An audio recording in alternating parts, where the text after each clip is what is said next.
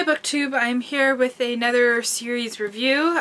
This series is the King of Ys series by Paul and Karen Anderson. I bought them used, so I don't have the dust jackets of any of them, so I'm not going to be holding the book up because it's quite heavy. Anyways, so it's a series of 4 books. First one's Roma Mater, then there's Galacinea, Da Hut, and then The Dog and the Wolf. The series is kind of a mixture of fantasy and historical fiction, but it's not too heavy on the fantasy because if you look at the fantasy elements, which have a lot to do with religion, the worshipping of pagan gods, and the powers that come from that, it's more of a part of the actual history of that time as opposed to an added fantasy kind of added element. So I'd more categorize this as a historical fiction novel as opposed to a fantasy novel. Fantasy series.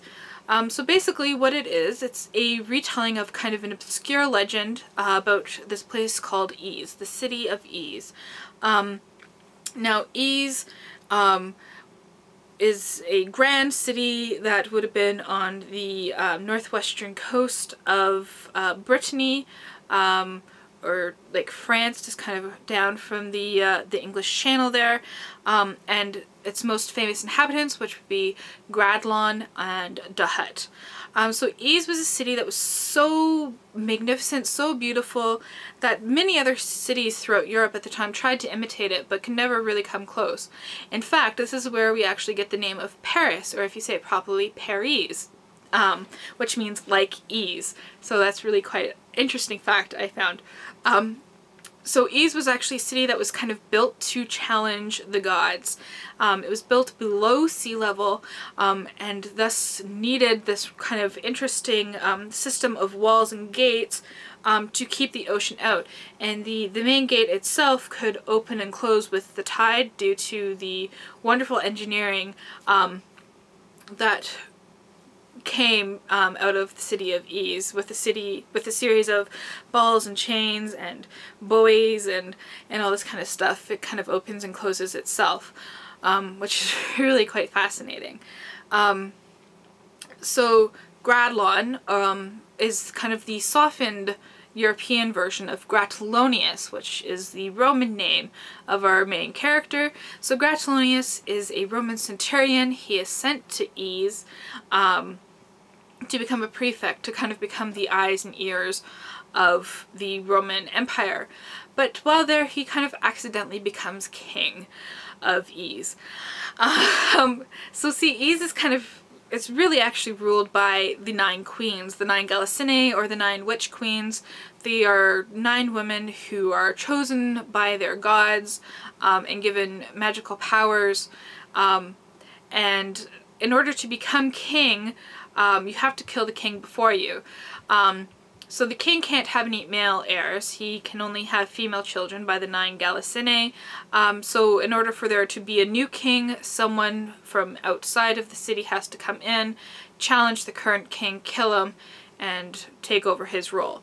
So that's what happens to Gratulonius. He comes to power, he becomes husband all of a sudden to 9 wives, and he becomes a force throughout the Roman Empire.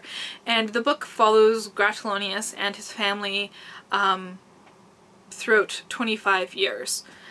So we start off with him as a young male, 25 years, and he's 50 by the end of the book. They are around. They don't actually give actual ages. So in regards to the actual review, the plot actually, it feels more as if over the series of 4 books that it's one story, as opposed to 4 separate stories that are kind of linked. So you can definitely feel that this book was planned all as one book. Kind of liken it to Lord of the Rings in that way, because if you read Lord of the Rings, you know, it's those 3 books are one story. It's the same in the King of Ys series. Those 4 books are one story. There's not, oh, I may as well write a sequel. You know, it's not, there's no filler books. It's kind of all one general plot that we're following. The only problem I found with that was that there were things that were set up in the first book where I was kind of like, by the time you got to the end of the first book, it was kind of like they were forgotten. but you finally get the point of why they're introduced by the third and the fourth book, because it's more so told in a linear fashion as opposed to just kind of all of a sudden introducing these characters and giving a huge, you know, kind of dump of information in the third book where they kind of become more relevant, right? So, you know, that works itself out. To some people the book may seem really bogged down with a lot of politics, but that's why I say this book is more of a historical fiction than a fantasy, because it takes place in one of the more interesting periods of European history, where we have the end of the Roman Empire, because there's 2 or 3 people declaring themselves emperor, and you kind of decide, you know, who's going to support who. You have the Visigoths invading, and you have the Celtic barbarians coming in and raiding the coasts and everything.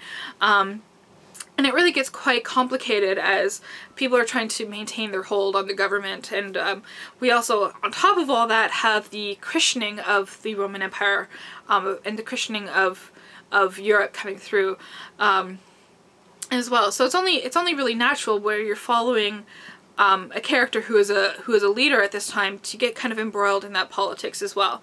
And it's very done in a very kind of realistic manner, because he is king, but he's not that kind of king in a fantasy novel where he can just do whatever he wants for whatever reason. You know, he doesn't really have to care about anything. He's actually, you know, a king in a realistic situation where he's constrained by the rules and regulations, right? Yeah, and he has to navigate in a tricky, heavily politicized world. You also learn really, because of that, you learn a lot about the actual history of this time period, because they do use real historical events, they do use real historical people, and you know, it's a really interesting time period. As I said, at the end of the Roman Empire, the beginnings of the Catholic Church, you have the Celtic rulers in Eru or Ireland. My only really complaint about it was that it does kind of feel more slow in the first 2 books, but I find that that really allows you to kind of grow attached to the characters and to the city and kind of feel more sympathy with them, to really kind of sympathize and empathize with them by the time things really get going in the 3rd and 4th book. And it's really told, if you remember your plot lines, you know, we reach the climax in the 3rd book, that's what happens, and then you have the denouement that ends. And I found a lot of people were complaining about the 4th book being really slow, but that's what happens after the climax. Things, you have to deal with the aftermath of what happened, and they take a whole book to do that, and I think it's actually really well done. It really works as a good character study of grief and dealing with life after a catastrophic event, even if it is an historical kind of fantastical element, you know? In regards to the characters, I found Gratulonius to be quite interesting. He's definitely not a likable character. There's certain aspects of him which are very stubborn, and which really don't jive with our politics of this century. You know, he's very stuck in what a man has to do. He's very stuck in his religious beliefs. But as these different aspects of him are being confronted is what makes for an interesting storyline. I also found it interesting there's a lot of strong female characters. We do get the 9 Galisinae, who are the true rulers of Ys, who have the true power, and it would have been so easy, I think, for Paul and Karen to kind of mush them all into kind of one ambiguous kind of blob, but we actually do get 9 distinct personalities from them, so that's really quite interesting. Another interesting aspect of it, these were written in the 1980s, but we actually feature homosexual characters, which was not a really popular thing to do at that time, because we see a lot of homophobia at the time, the rise of the worry of the AIDS epidemic and everything. So it's really quite interesting to include that in a book written in that time. We also really get to see how Paul and Karen kind of take real life historical people, and they actually, at the end of every book, they have all these different notes that support their story decisions and their character decisions. in what happens. So they've done a lot of research to support where they take their characters. I think one of the most fascinating aspects of this is the philosophy. Religion features very prominently in this historical period, so it features very prominently in the book as well. So we have people that are still worshipping pagan gods, and some who believe that worshipping these gods gives them magical powers. We get a real good introduction to the cult of Mithras, which is what our main character worships. And then of course we get Christianity coming in and kind of working its way into these pagan cultures and everything as well. So we get to see a lot of duality within this book, and especially in regards to religion. One of my favorite characters, his name is Corentinus. He's actually based on a real-life character. He's a hermit who eventually becomes a bishop, and he is what I would call a true Christian. He knows that Jesus would want you to feed the poor and to treat your neighbor as yourself, and to really be more open-minded and a loving character.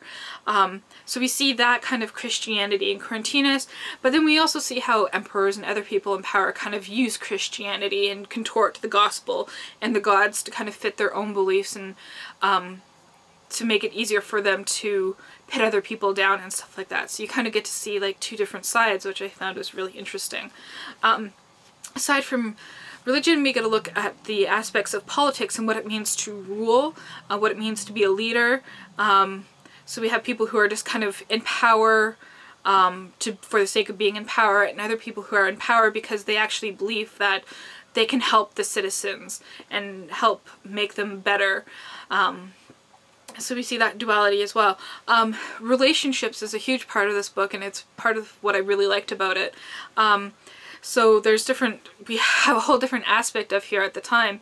One of the scenes that really jarred me was a man is visiting a friend in Eru, and his friend's just like, oh, you know, help yourself to something to drink and something to eat, and help yourself to my wife, she's there. And I was just kind of like, they did that? Like, here's my wife, do what you want with her kind of thing. That was kind of weird.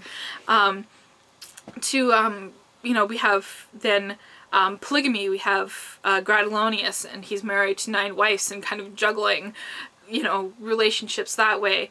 And there's actually also, as I said before, like homosexual relationships, people who use sex for power and all that kind of different stuff. Like, there's all these different aspects of relationships in there, and the authors didn't really lay any judgment on it. They didn't say whether they were right or wrong. It's just kind of, this is a part of the story, so this is part of history, you know, this is what happens kind of stuff. I found that was really interesting. Now in regards to the writing, I feel that some people will love this style of writing and some people will hate it. Again, I am going to liken it to Lord of the Rings, and it's kind of that kind of like stilted, but still very elegant, epic use of the English language. But once you get into the flow of it, it really starts, you know, it starts making sense again. There was actually times where I would actually prefer to use some of the more archaic words than some words that we use now. So for example, the word liefer in replace of the word rather. So it's, instead of I'd rather not go out, I'd liefer not go out, which I think flows better, and I'd really like to see that word come back into usage. The book is very densely descriptive, which I personally like. Some people may not. And you can tell they really are concerned with getting across the physicality of the time period, because they include a number of maps. So let's count. 1, 2, 3,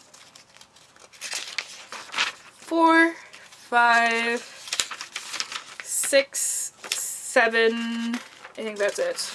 7 maps in there. So you really get a lot of the feel of the places.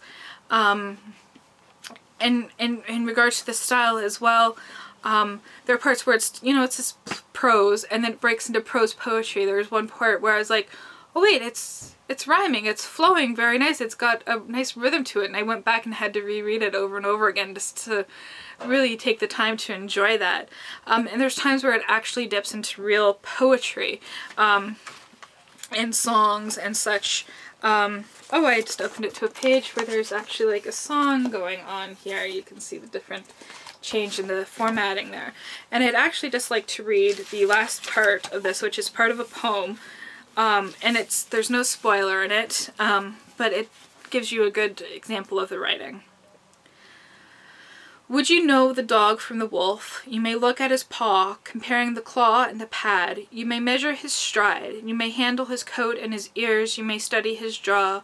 And yet what you seek is not found in his bones or his hide, for between the dog and the wolf there is only the law. So that's the King of Ease series. If you're into fantasy, I definitely say pick it up, because it is a good leeway from fantasy into historical fiction. And it's really, really quite good if you're into those kind of epic stories as well. So yes, thank you for watching.